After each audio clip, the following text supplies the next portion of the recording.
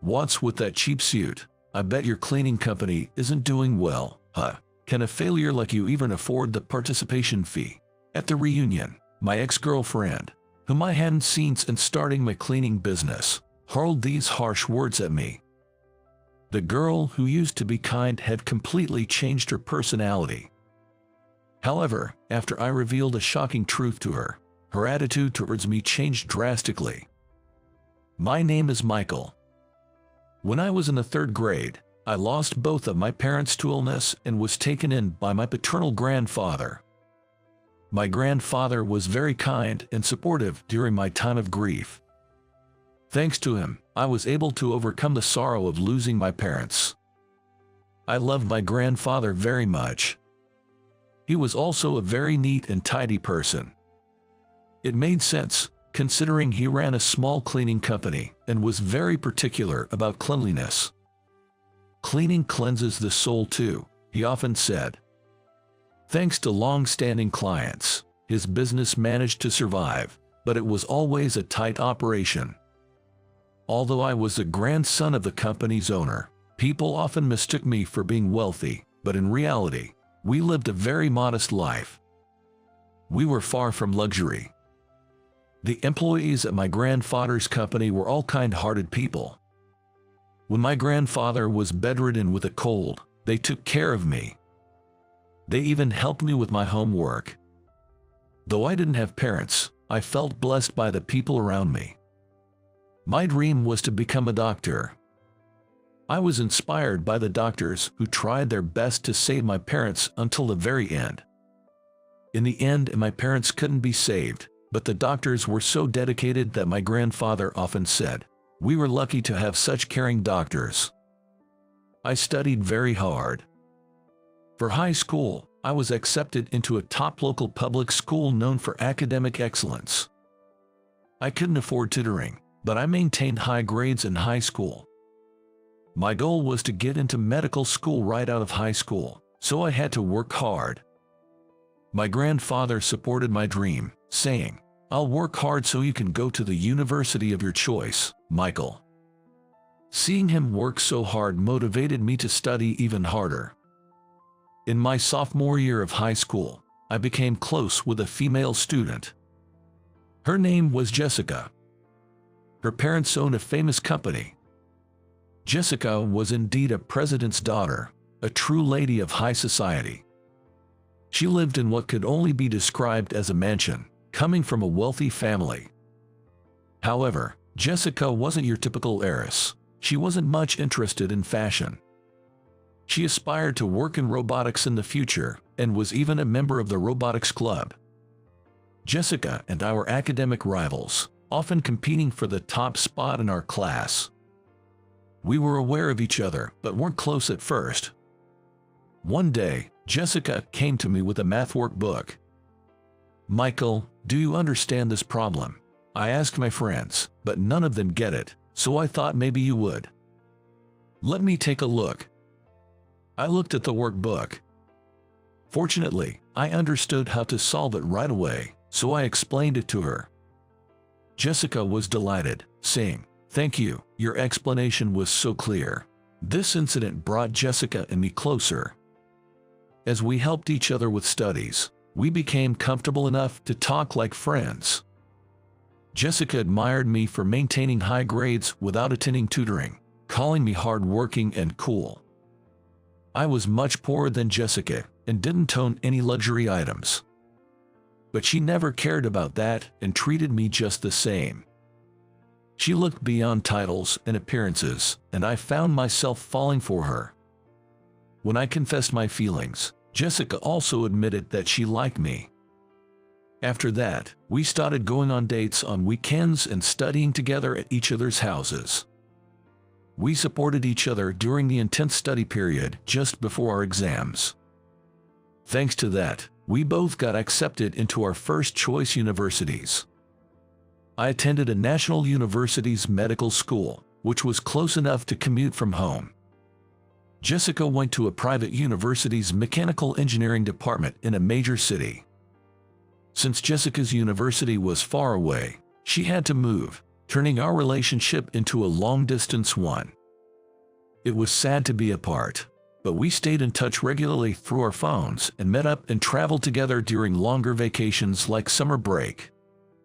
I still enjoyed spending time with Jessica, but she gradually began to change. Specifically, she started to become very concerned about her appearance. At first, I was happy to see her becoming prettier. "I'd dressed up specially for you, Michael," she would say, and I couldn't help but feel pleased. However, over time, Jessica became more concerned with appearances than anything else. If I wore inexpensive clothes for a date, she would make a face and say, "What's with those cheap-looking clothes?" Even when I gave her a necklace worth $100 as a birthday gift, putting in extra effort, she said thank you, but her expression suggested she had hoped for something more expensive. Jessica's change in personality was likely influenced by the friends she made at university. Being in a university in a major city, many students were focused on fashion. There also seemed to be a strong emphasis on academic prestige. She became more concerned about appearances due to their influence. Yet, her love for robotics never faded. Jessica continued to study hard, even pursuing graduate studies while maintaining her interest in fashion. It was sad to see her change, but because I still liked these aspects of her, our relationship continued.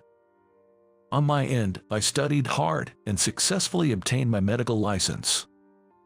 My graduation was also set. Jessica graduated from graduate school and secured a job, and we were happy for each other's achievements. We were discussing a celebratory trip when a major incident happened to me. My grandfather fell and passed away. According to the employees at his company, he collapsed suddenly at work and couldn't be saved despite being rushed to the hospital. Facing my motionless grandfather in the hospital, I couldn't stop my tears. I somehow managed to get through the funeral and other procedures, but my heart felt heavy and my body was lethargic. However, I couldn't stay down forever. I had to think about my grandfather's cleaning company, which had lost its president. He had handled many tasks as president, and it was difficult for the remaining employees to fill the gap. Being a small company, losing even one person was a significant blow. Hiring new people wasn't feasible for a small, struggling cleaning company. The company's finances were tight, and there was talk of shutting it down. However, most of the employees were over 50, and finding new jobs would be difficult for them. So, I decided to take over the cleaning company for their sake. The employees opposed this unanimously. "Michael, you should become a doctor," they said. "Don't sacrifice your life for us old folks," they urged, but I took over the company out of gratitude to the employees who had helped me. I also didn't want to shut down the company my grandfather had worked so hard to maintain. I talked to Jessica about this. I thought she would understand, but her response was unexpectedly cold. "A small cleaning company has no future. I don't see a bright future with you, so let's break up," she said. Her words shocked me. The kind Jessica I knew had become someone who judged people based on status and appearance. Looking at Jessica Gay, I saw she was clad entirely in designer brands, with flashy makeup. The girl I once knew was no longer there. I was saddened, but at the same time, I realized I no longer wanted to be with this changed Jessica. "I understand, let's break up." Saying just that, Jessica and I easily ended our relationship. Perhaps because my affection for her had already cooled a bit, I didn't linger too much on the heartbreak. I quickly moved on and, after graduating from university, devoted myself to the cleaning company. I was determined to improve its performance and make it a company my grandfather could be proud of. Though I was a novice in business management, I knew blindly working hard wasn't enough. First, I studied books on business and economics. Then, using my knowledge of mathematics from university, I analyzed the company's performance data and devised a strategy. I also put effort into sales and social media advertising to make our company more known. Our company had high customer satisfaction. It was just not well known. That's why our long-standing clients had always chosen us. My strategy worked. Requests gradually increased, and the company's performance improved. The fact that a medical school graduate had turned around a cleaning company made an impact, leading to media coverage. These interviews helped promote our business, leading to further improvements in performance. As work increased, so did our need for more hands, especially as our staff was aging. Due to the aging workforce, we decided to hire younger employees. The cleaning industry isn't exactly a popular field. To my surprise, we received more applications from people in their 20s than expected, bringing new energy to the company. Of course, not everything went as planned, and there were many failures. But thanks to the support of all the staff, we overcame these challenges. I can't thank them enough. Years after taking over the cleaning company, I received an invitation to a high school reunion. Wanting to see old friends, I decided to attend. "Michael, you need a break from all the hard work," a veteran employee told me, so I planned to enjoy myself. The reunion was held in a fancy hotel. I quickly found my friends.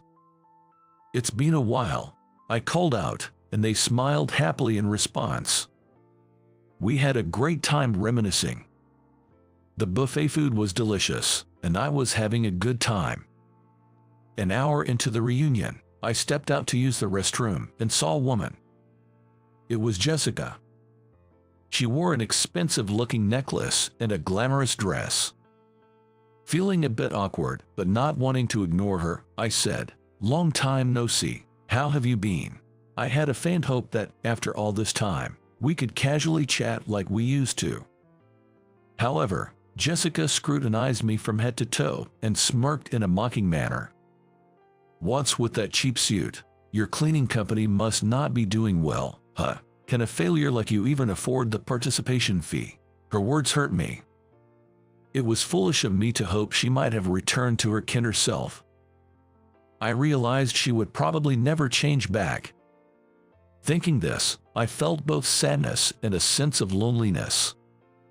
While I stood there speechless, my classmate Brandon found me and approached with a smile. His face was red from drinking, and he didn't seem to notice my serious demeanor.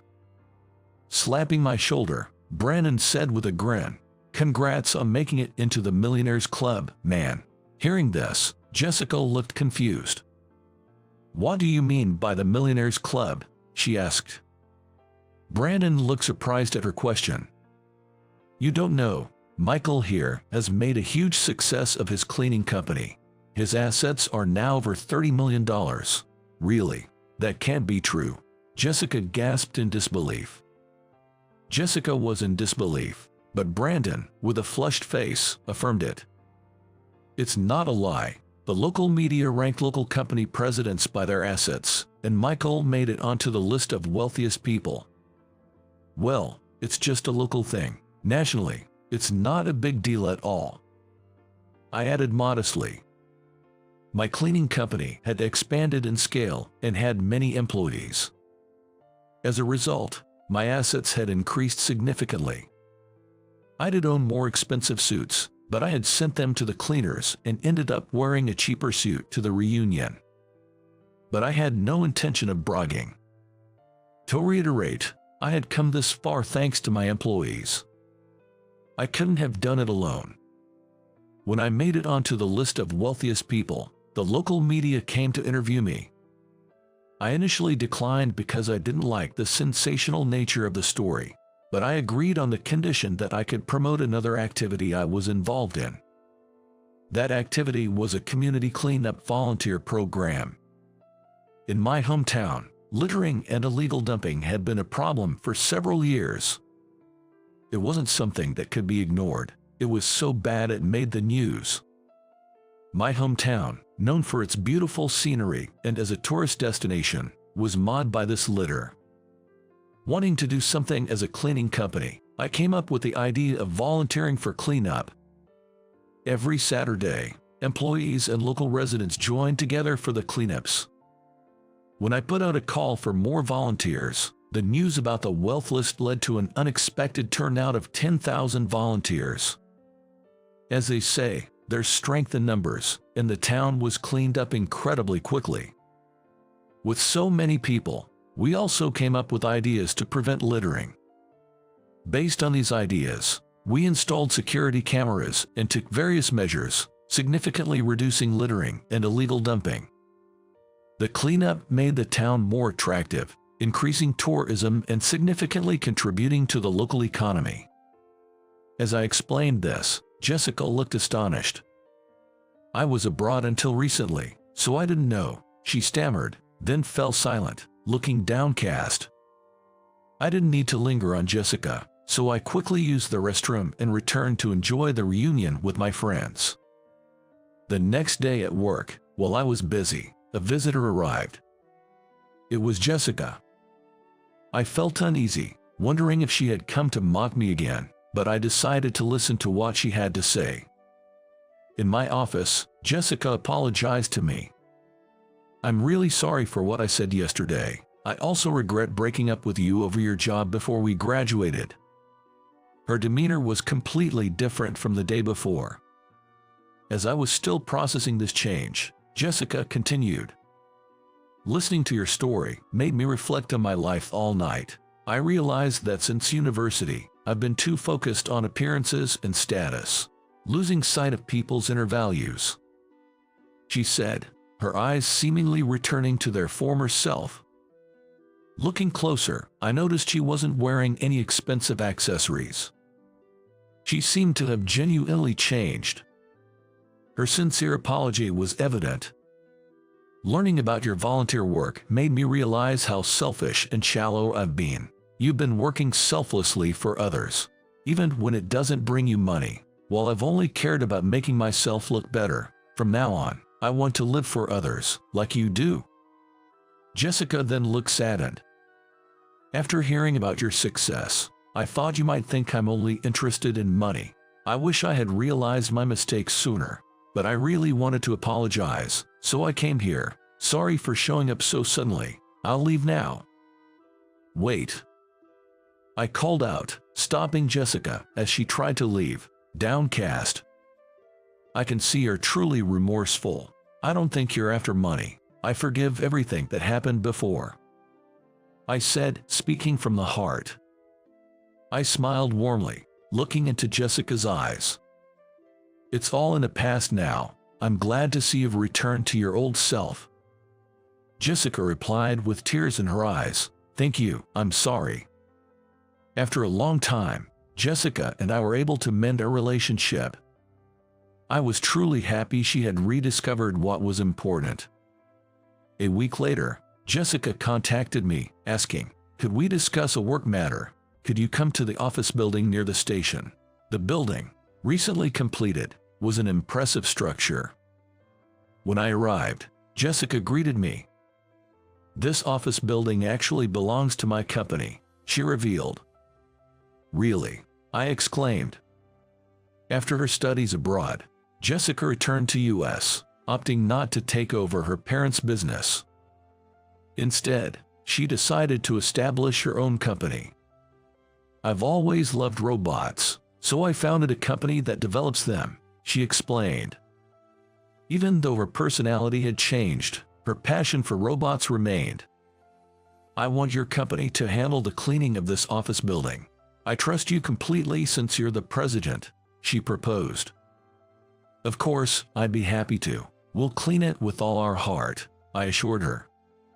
Hearing my eager agreement, Jessica smiled warmly. "I'm really glad to have Michael clean up my heart as well." I was pleased to be of help to Jessica. Subsequently, Jessica sent a robot to my company that would make cleaning easier.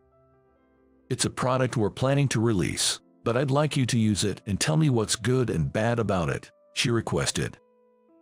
The robot was incredibly user-friendly and highly praised by our on-site staff. It improved work efficiency and made the job easier on their bodies. Half a year later, Jessica and I got back together. Watching her strive daily to create robots that help people reignited my feelings for her. Lately, I've been thinking about marriage and contemplating when to propose. On the anniversary of my grandfather's death, I took Jessica to visit his grave. I believe that my grandfather would have approved of and been happy with Jessica as she is now. Of course, I've continued to work hard without cutting corners. I'm expanding my business further, and Jessica is continuously creating hit products. No matter how successful we become, we've promised to never forget our gratitude towards others and to maintain a pure heart. I believe having a pure heart is vital in life.